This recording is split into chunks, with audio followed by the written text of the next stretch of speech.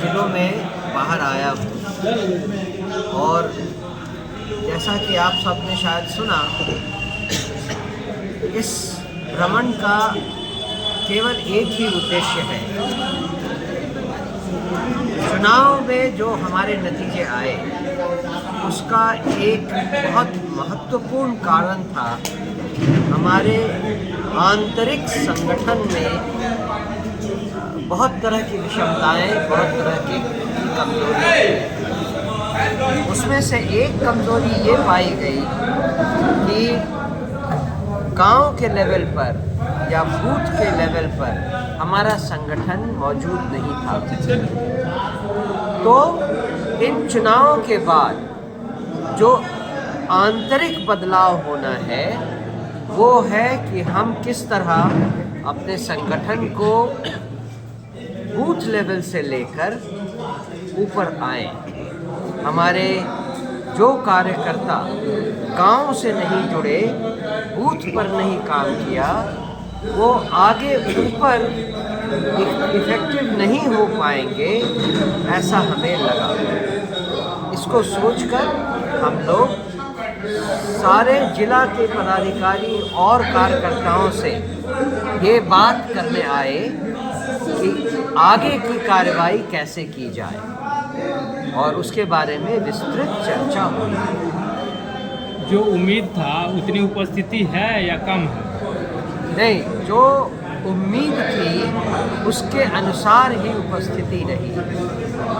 हम लोगों ने अपने संगठन के कार्यों में जब कभी पहले अपने कार्यकर्ताओं को बुलाया चुनाव के पहले, उसमें जितनी उपस्थिति थी उससे लगभग दुगुनी उपस्थिति आज थी।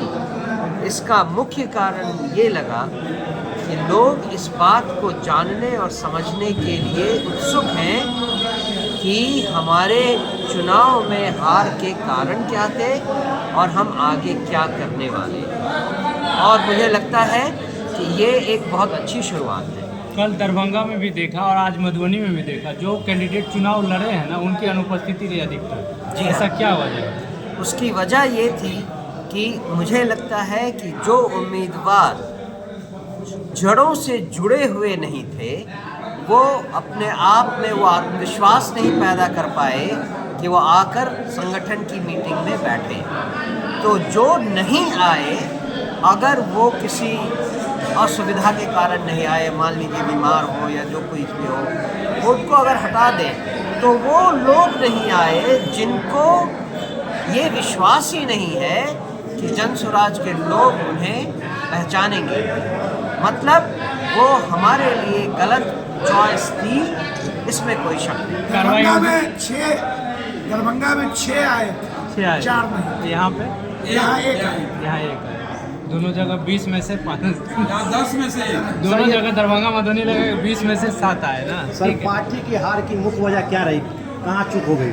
वो तो हमने शायद बताया। हाँ, कल बताया। दो विभिन्न सेगमेंट है, एक आंतरिक कारण है, एक बाह्य कारण है। External reasons and internal reasons. Internal reason के कुछ बातें हम लोगों ने अभी डिस्कस कर ली। एक्सटर्नल रीजन में भी 2 सब डिवीजन है। एक वो कारण है जिस पर हम कुछ कर सकते थे और वो था सरकार द्वारा अंतिम समय तक लोगों को डायरेक्ट बेनिफिट देना, 10-10 हज़ार रुपये या 6-6 हज़ार रुपये, और इन सारी चीज़ों पर चुनाव आयोग का आंख मूंद लेना। इसका सीधा मतलब है कि जो चुनाव प्रक्रिया थी वो फ्री एंड फेयर नहीं थी। इसके अगेंस्ट हमने सुप्रीम कोर्ट में एक रिट पिटीशन दाखिल किया है और जैसे ही सुप्रीम कोर्ट खुलेगा हमें पता चलेगा कि सुप्रीम कोर्ट इस पर कब सुनवाई करेगी। दूसरा जो सब डिवीज़न था कि जिस एक्सटर्नल रीज़न पे हम कुछ नहीं कर सकते थे, वो ये था कि एक हवा फैलाई गई कि अगर आपने कहीं और वोट दिया तो जंगल राज वापस आ जाएगा। इस पर हम अभी तो कुछ नहीं कर सकते, लेकिन धीरे धीरे जैसे हमारा संगठन मजबूत होगा हम लोगों को बताएंगे उन्होंने कहाँ पर मिस्टेक कर दी, कहाँ पर चूक हुई। सर देखा गया कि जो लोग सालों से रेस में नहीं थे, अंतिम समय में उनको टिकट दिया गया था, ये तो नहीं था पार्टी के हार की वजह। पार्टी के हार का एक वजह नहीं था, कई वजह थे। देखा है कि बहुत वो सारे जो नए आपने उम्मीदवार उतारे बताया, गए लास्ट समय में। जो आपने बताया वो उन इंटरनल आंतरिक कारणों में एक है, इसमें कोई शक नहीं।